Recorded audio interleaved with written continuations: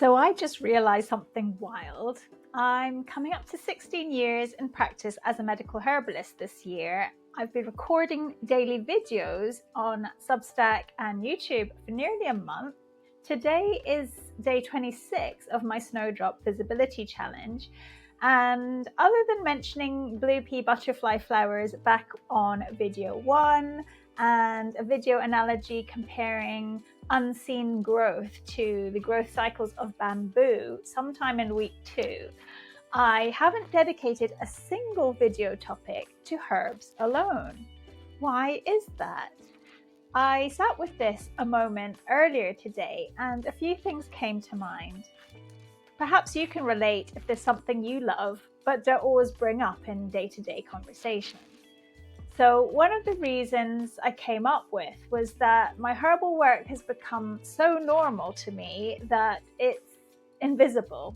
Do you know what I mean about when something is part of your daily life, you don't always think to highlight it? I talk about herbs with clients and colleagues almost every day, and I use them in my personal life. So I suppose I just assumed they were already there in this challenge when really I've barely shared about them at all. Another thought I had was around exploring the unknown versus sharing what I know. This whole video series has been about stepping into visibility, experimenting, and sharing a bit more about myself. Maybe without realizing it, I've been leaning into things that feel fresh and vulnerable, things around mindset, confidence, self-expression, rather than things that feel part of my everyday world.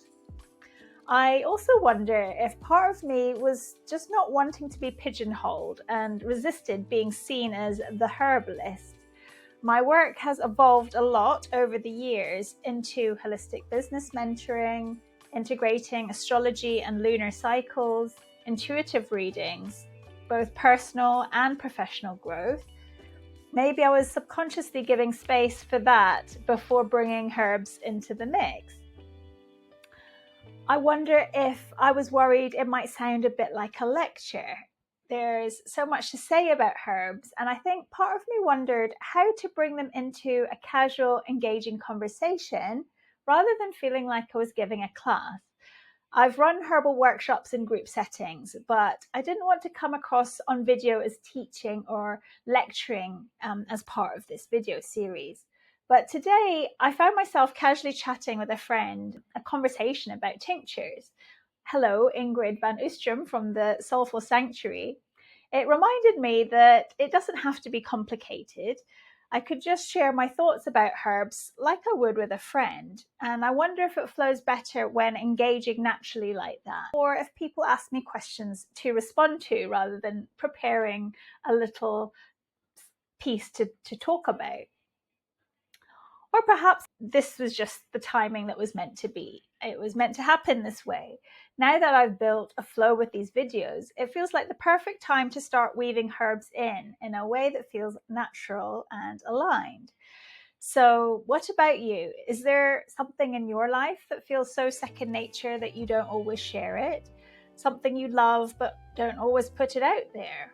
Or is there a topic around healthcare and herbal remedies that you'd love for me to talk about? I'd love to hear from you, so drop me a comment and I'll see what I can do. Thank you for tuning in today, and I look forward to seeing you in the next video.